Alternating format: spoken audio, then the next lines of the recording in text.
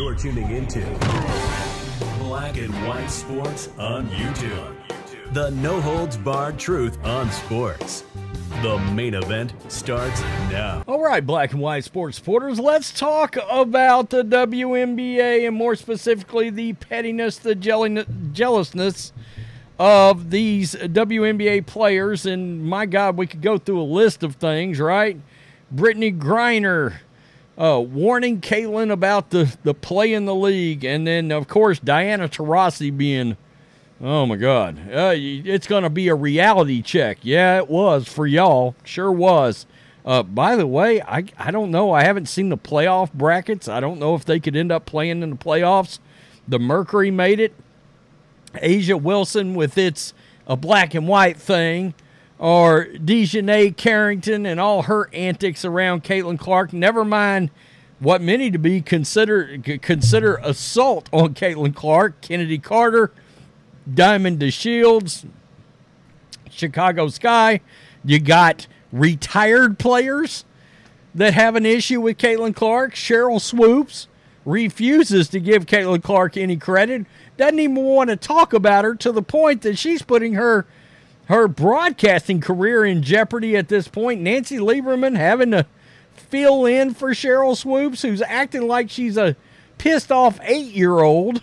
I mean, it's utterly ridiculous. You catty-ass women mad at Caitlin Clark and everything she's brought to the league.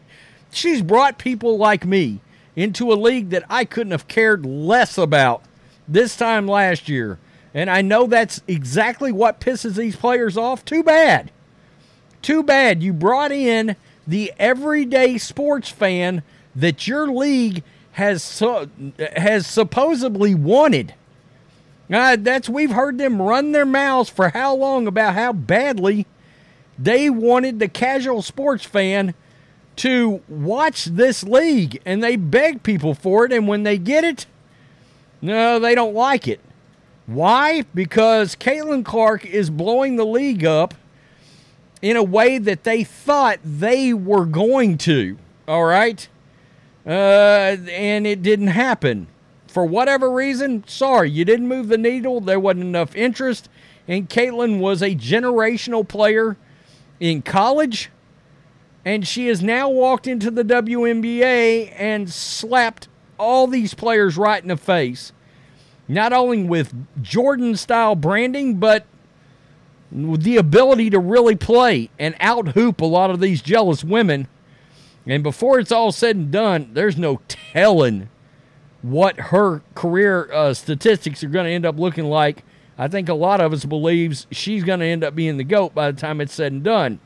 Now, one of the people that's been most vocally critical, and this isn't the first time that Chuck has spoke on this, the great Charles Barkley. Oh, man, my second favorite player, my favorite player growing up. Second favorite was Larry Bird. My first was Charles Barkley. And there's been a lot of things I don't agree with Chuck on, but he's had this right. Well, he was on with Bill Simmons again, and he slams these women. He scorches them again about how bad that they have handled the situation involving Caitlin Clark and her popularity. Let's listen to this. These ladies, and I'm a WNBA fan, they cannot have this Caitlin Clark thing up any worse if they tried. People believe what we say on television. Just because people don't like you or your personality, they can't get on TV and slander you. It's just total bullshit. This girl is incredible. The number of attention, eyeballs she's brought to college and the pros, and for these women to have this petty jealousness, you say to yourself, damn, what is going on here? And the thing I love about her, she never says a word. But these ladies, who I love and respect their game, they couldn't have this thing up any worse. There's been so much negativity, and a lot of it is just petty jealousness. There's a lot of jealousy in this. He's right, because they didn't move the needle. There's also some hate because of race here. All right? And I also believe, I hate to say it, but I think sexual preference plays a role because so many of these players are part of the rainbow community, right? The LGBTQ LMNOP community. And Caitlin Clark's straight and white. And I think that's pissed them off as well. And but yeah, they're big mad. And this was the ringer. That's Bill Simmons right there. It's that time of the year where I actually start listening to Bill Simmons again because of the NFL and Cousin Sal. That's the main show I listen to every week of theirs anyway. I don't listen any other time of the year, unless Ryan Russillo's on or something like that. But it's crazy. There's a lot of response. This is just starting to make its way around, and people are commenting on it. Chuck is on point. One day they will realize the growth is very good for them and will pay off in due time. The Caitlin Clark effect is very beneficial to the women's game. Look, they're all going to get their pockets lined. That's what Nancy Lieberman was talking about. She's going to make, Caitlin Clark is going to be responsible for these players becoming multimillionaires.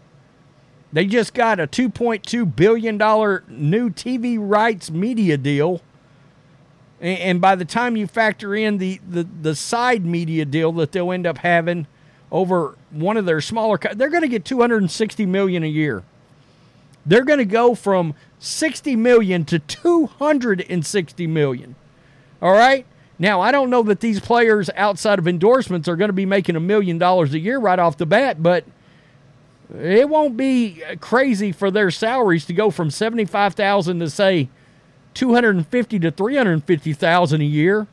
Well, that's pretty good money. I mean, that's pretty good money. And then you're going to have, with the more attention, I mean, just look. Angel Reese is this superstar because of Caitlin Clark. You know, I mean, all these players are known now in more the casual sports fans' sports lexicon because of her. Otherwise, it'd be like, I mean, yeah, we covered the Brittany Griner thing a lot because she was locked up in Russia. That's been the extent of coverage by us and a lot of others on the WNBA. That's it. Seriously. I mean, look how she's handled it. Amazing integrity. Absolutely. She could have really lost her shit a few times. She has handled it with grace, but it is incredibly bad marketing for the WNBA. Like, if she left the WNBA tomorrow, the ratings would crater, as would attendance. Not an exaggeration. Just because she's not a lesbian or an activist, she is hated by many in the league. It's crazy. I agree. Speak, Chuck, speak. Caitlin Clark is a catalyst that put the WNBA on the map for casual people. That's what the WNBA needed, and they're trying to bury her career. And it's a, you know, this one up here that I just read talking about the attendance and the ratings. What do they think would happen if Kennedy Carter or Diamond DeShields or some future WNBA player puts one of those forearm shivers and one of those football spears on Caitlin Clark? She lands on her wrist, snaps her wrist, comes out the side of her arm, and that does happen when people land and break their wrists. Sometimes that fracture will come out of the arm. Okay, and you see it on TV, national television. Not to mention in sports media, that clip making the rounds all the time. What if that ends her career? Do they think those fans, all these new fans, are going to hang around? Like, if I'm one of these broadcasting companies, if I'm one of these new partners, I would have put a clause in there. If Caitlin Clark gets a career-ending injury, the value of this contract decreases by half immediately. I mean, seriously. If these, because they're putting not only their own money, but the broadcast rights and all that, they're not going to be worth shit.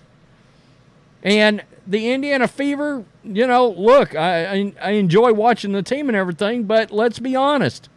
Their attendance will go back to 5,000 a game.